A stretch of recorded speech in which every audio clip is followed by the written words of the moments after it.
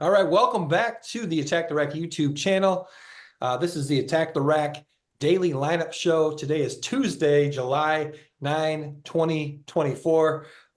Trent, Big Mo, welcome back. It's been a few days since we've done our show. We obviously we take 4 days off over and enjoy a long weekend. Trent, how was your long extended weekend? Kind of following the July 4th holiday. Yeah, it was pretty good. Worked Saturday morning and then played some golf in the afternoon and played golf Sunday again. So I played quite a bit of golf and just kind of relaxed a little bit. Nothing too special. And how did you play? Saturday I played pretty well. Sunday not as much. Oh. Yeah, All right. Well, at least you got one out of two rounds that weren't so bad. yeah, it's usually how it goes. Big Mo, your weekend. Oh, my weekend. Well, Kurt, how about this? I've been without a phone since Friday morning. Crazy. So think about the last time and how many days you've gone without a phone. The longest period, our viewers, if they could comment, how long is within the last, 10 years? Phones have been maybe 15 years. How long have you gone without the use of your phone? Not one day for me. So I Yeah. got my phone and my first cell phone 2001, and I haven't gone more than a day. I mean, obviously the technology has changed, like you said, 10 or so years ago, 15 years ago with smartphones. Yeah. But I'm sure you're realizing how much you rely on a cell phone. Oh, I mean, you're just lost. Like I'm not getting my to-do list just gets bigger and bigger because I can't call anybody. You can send out an email. Like it took me until Monday morning to get into an email because of all the different verification codes you need, and I don't have any other Apple devices, so it's like I can't get into any other device. I can't. Yeah, it's crazy. So comment how long could you go without a phone because I'm going to go till Friday. So it'll be probably a full week without a phone. Full week. Yes.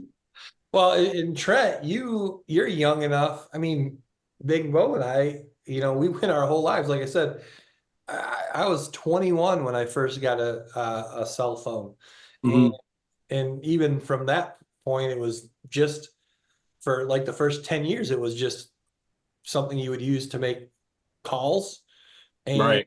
leave and receive voicemails. Yeah. Yeah, we went our whole youth, teenage years, high school years with no phone at all. And now I look back and I think, how did we even how did we even communicate? How did we make sure like to schedule things and making sure everyone knew what time to be where?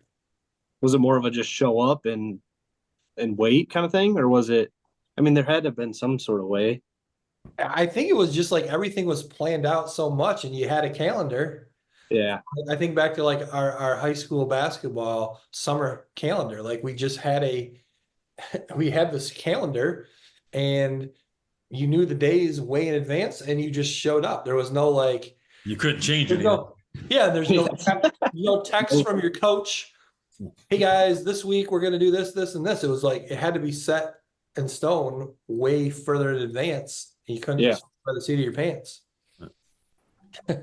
Yeah. I Uh, didn't get my first phone till uh probably like eighth or ninth grade, I think. okay. But it had the chirp on it. It was the Nextel, and Oh yeah. yeah, Yeah. so, The two so way. the walkie-talkie, that was my first phone. Yeah. Oh, all right. Well, hey, so was it Saturday? Caitlin Clark, huge game. I know Big Mo watched it. We actually watched the game together. Uh, Trent, you probably were still at work. It was an early afternoon game, 1 o'clock. Did you happen to catch any of the game or the highlights or anything? No, I saw some of the highlights.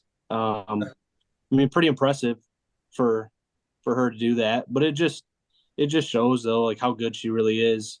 Right. There's no way around it. I did not watch it. I watched highlights. I was on the golf course, so I was out playing golf. Sure. So yeah, I mean, first rookie ever to have a triple double. 19 points. Was it maybe 14 rebounds, 15 assists, something like that. So incredible game for her. Big Mo, like I said, we watched the game together. Thoughts on the performance, the triple double performance. Well, I mean, yeah, like I said in previous shows, I think her ability to see things before they happen allow her to have those chances, and her teammates played well, Yeah. which obviously then gave them a chance to beat the one of the better teams in the league. So, um, yeah, overall, it was a fun game to watch. You know, they made the Fever made a bunch of plays down the stretch, a couple defensive stops, and then made just enough plays offensively. So it's interesting to watch her. Obviously, offensively, I think again she kind of sees things before they happen. But even like defensively, like she doesn't come up with like these like she's flying in there grabbing these rebounds. She's like in the right spot. The ball bounces once, and she just is right where she needs to be to get it. So, Right. um, I still think they got to find. The one thing I noticed, I thought, and I think I brought this up during the game, was I thought they played her a little bit off guard um, during the game, which allowed her to maybe find a few more shots to help her kind of just get moving a little bit, maybe not have to feel all the pressure of bringing it all the way up the floor as the point guard. So hopefully, I think they need to do more of that, Mhm. especially I think just because I think they can go on a little run here, Yeah. and maybe hopefully garner a playoff spot. From the games that you've seen of her, has she always played point? I feel like the games I've watched, she's always the one trying to bring it up, and then they end up setting a high ball screen, and then they trap her, and then she has to pass it, and then Yeah. to get it back, and then all of a sudden there's 10 seconds on the shot clock, and now you're scrambling a little bit, and that's not maybe her game and trying to break someone down one on one. True. So I thought it was something I noticed. I don't know if they've been doing more of that or not, but I thought that allowed her just to play more and to maybe even find a few more easier shots. Yeah. Yeah, no, I agree. And I think that's a good thing as well. Having her maybe play more of the two spot. But I do like when she does get a defensive rebound, I do like how she just goes. Yeah. Oh yeah. Yeah. So like in instances where she doesn't get the rebound, yeah, have her run a wing. When she does get the rebound, I think they're at such a huge advantage because of how well she pushes the ball and how well she sees, like you said, the floor and a step ahead. That that's a when she does get a rebound, it's a huge offensive advantage for them. But then when she doesn't get the rebound, to have her wait, get an outlet, and then bring it up, now it almost becomes a disadvantage. Yeah. No, I think when they can run, they're at their best because that allows her to be at their best. Um, I think if she's not leading the break, then I think that's when they can get her in that two guard spot, maybe run some stuff for her. But I also was going to add, I think her maybe playmaking ability is rubbing off on her teammates a little bit. I thought they made some plays that looked Caitlin Clark-esque. Yeah. And I wonder if that if like the practicing with her and things like that, playing with her, if they don't start to see some of those things a little sooner, which elevates their game as well. Yeah, you got to think they're all improving while playing with her. You got to think she kind of brings that to the table, just with her skill set.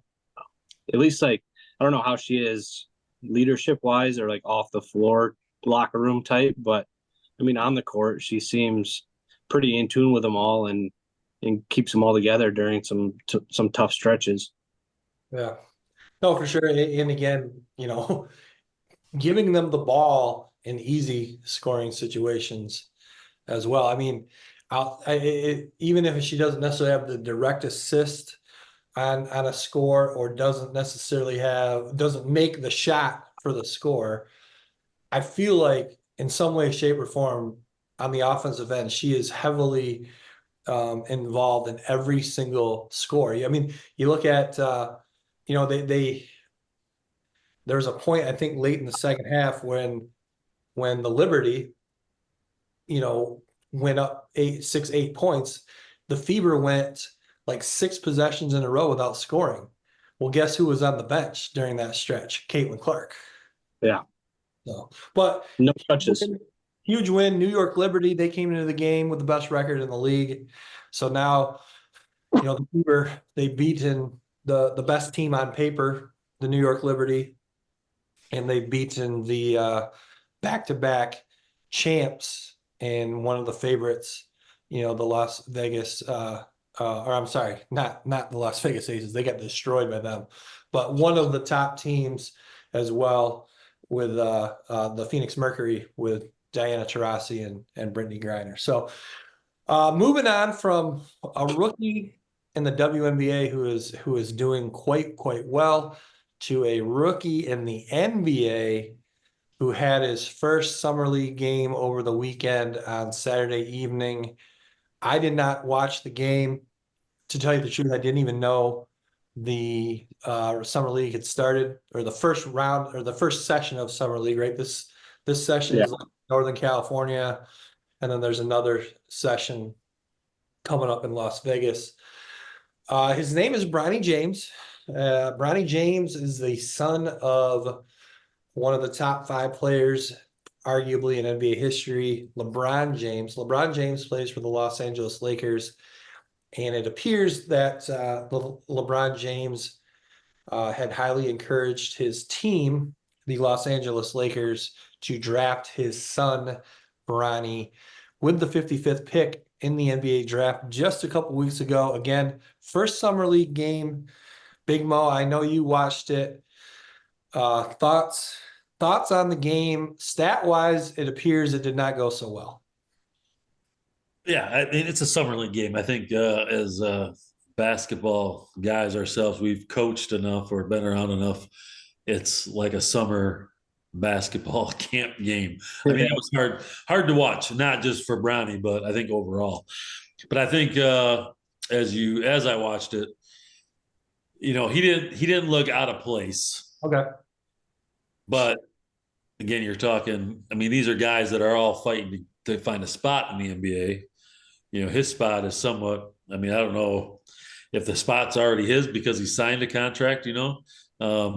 Or how that all works. I think he's got to show a lot more. He's got to be able to do a lot of other things well.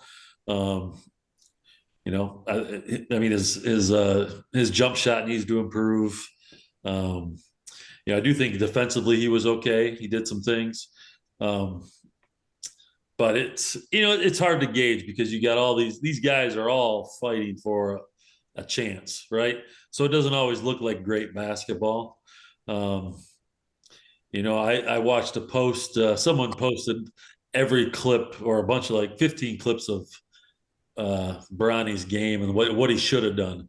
Well, you know what? I mean, basketball is such a read and react type thing. Like he could have done those things. Someone else could have done those things. So I think again, only time will tell with Bronny and where he goes. But like he has to get better. I thought I don't know, Trent, did you watch the game at all? No, I just saw highlights of it.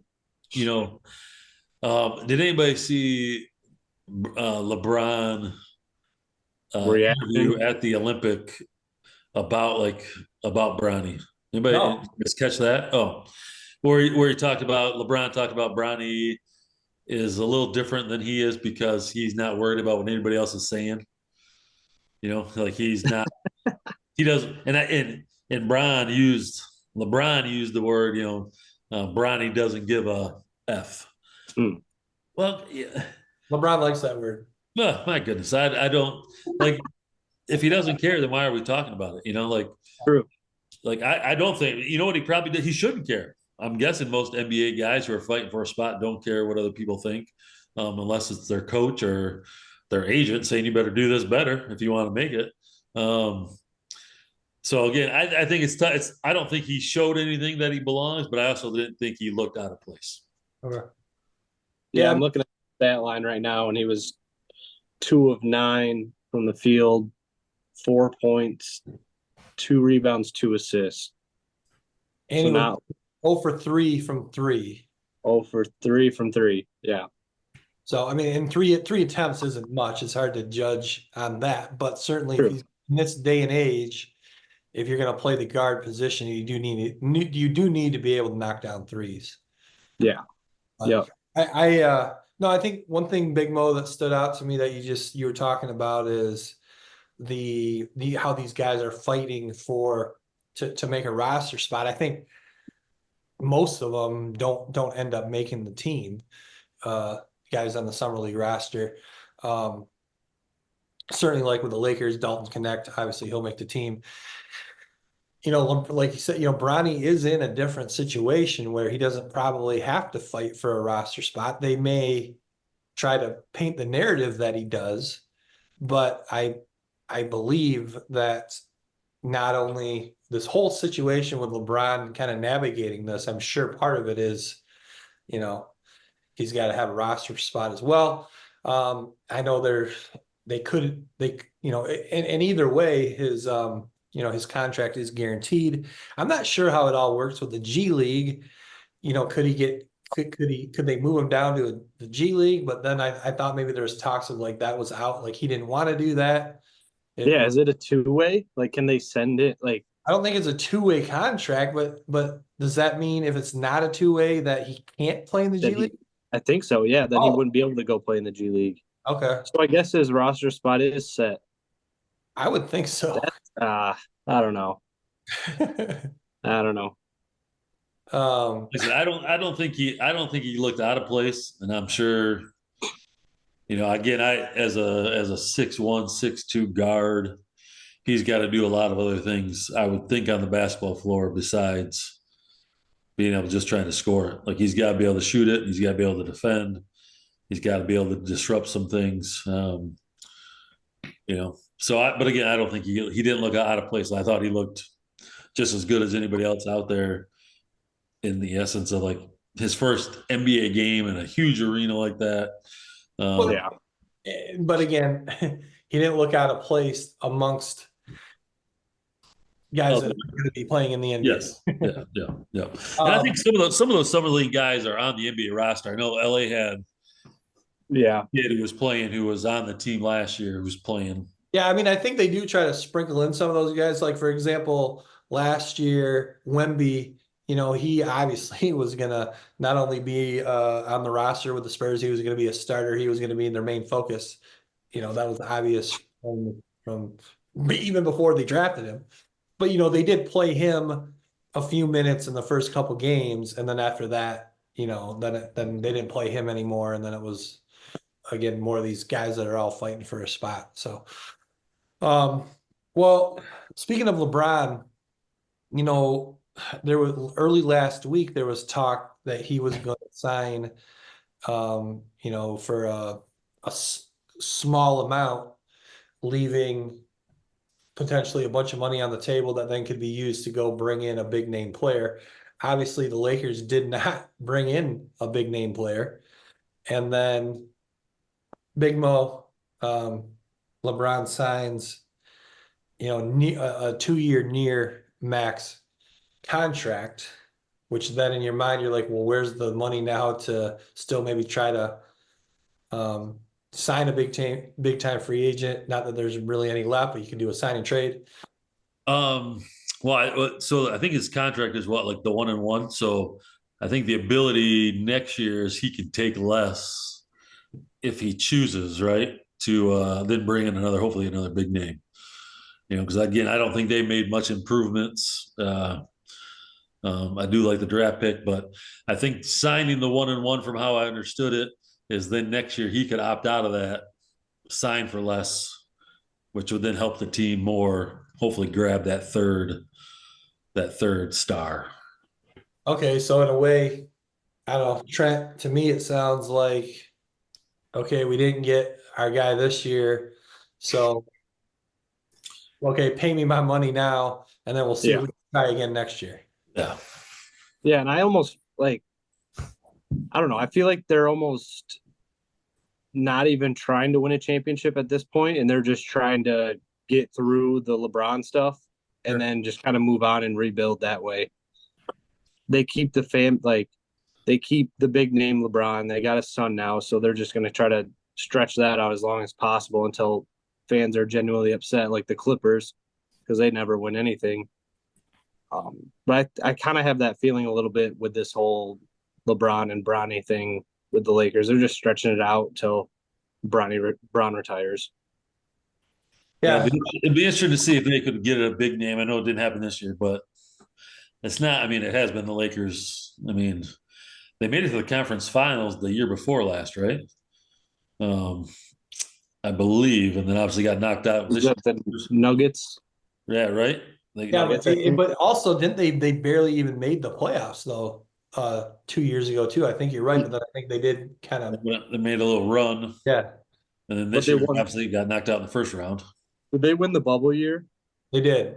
Yes, Okay, They won it all in the bubble. So yeah, should count. doesn't shouldn't count. I don't think I think most purists don't count that, or maybe they give them a half championship for What a that. wild time with the screen of people on Zoom cheering for the game. That was weird. uh and then like the broadcast would, they would add in sound to make it sound like there was a crowd. Yeah, it's ridiculous. Well, guys, hey, one thing I know we're all getting excited about, especially for the channel, is football season. It's gonna provide us a lot more exciting, fun stuff to talk about. Um, 24 days from now, and I don't even know who's playing, but the first NFL preseason game will be played. That's the Hall of Fame game. They play every year in early August. It might even be August 1. I'm not sure. Whatever 24 days from now is, that is the day. So kind of our first piece of NFL content here, guys. Travis Kelce. I'm not sure if you guys are aware. He has a girlfriend. Her name is Taylor Swift. She is an international pop star. Never heard of her. So also Taylor Swift getting the first mention now on the program. She had a concert in Amsterdam sometime within the last few days, over the weekend maybe. In attendance was her boyfriend, Travis Kelce, tight end for the Kansas City Chiefs, probably a top 5, top 7 tight end of all time.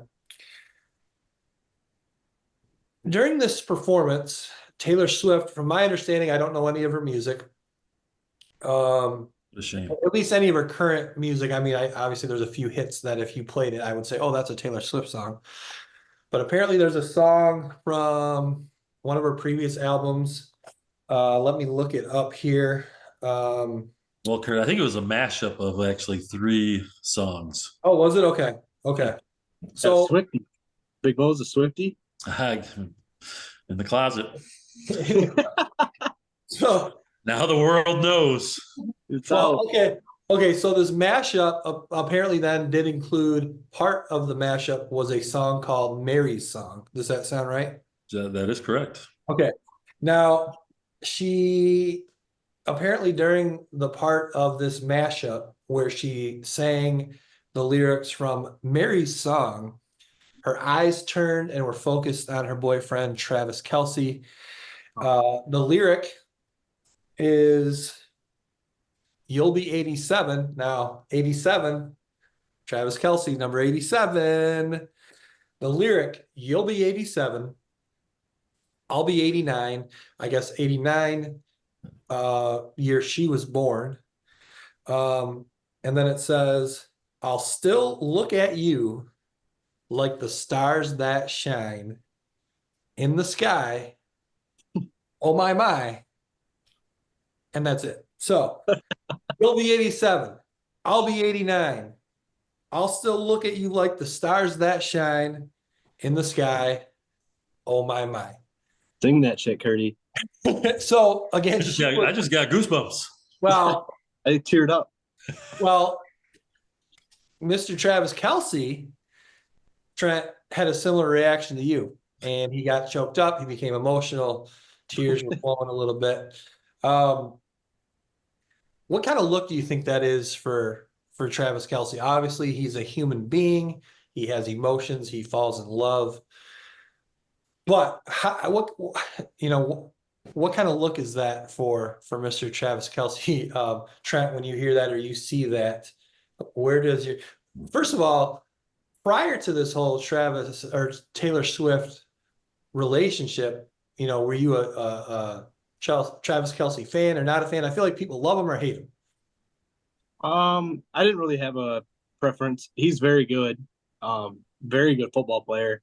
Then he started dating Taylor Swift, so it's whatever. But I looked up the video. The part that confuses me is that we've come so far with technology and we still can't get a clear video of him unless that person taking the video was so far away Yeah. from Travis. But yeah, he was definitely crying. A little weird. I don't know. No, but you bring up a good point because he's such a huge star in this relationship they've had has been like one of the top stories, not just in sports, in music, in every category, in news in general. You would think every time either of them are in public, there would be, like you said, a professional camera on him every second when he's in a situation like this at a concert. Yeah, it would be like the Travis Kelce red zone camera. Yeah. Scoop and score some tears. So that's what he got. He's an emotional guy, I guess. Ouch. A couple too many bevies, maybe. That could be too. Probably. Got him spinning a little bit. Yeah. Oh, Big Mo, good look, bad look, doesn't matter look. Doesn't matter. Look, he probably really doesn't care. One, he's dating Taylor Swift, and two, does any of that affect him? I doubt it. He's I mean, whatever. I don't think it matters one bit to him, and I don't care one bit. So let the emotions out, big fella. Let the emotions out. All right, guys. Hey, that'll kind of wrap it up. Is there anything else that you guys want to touch on for today's daily lineup? No. You got some, Big Mo? No, I was just going to add, hey, if you are trying to get a hold of me out there in the world, no phone.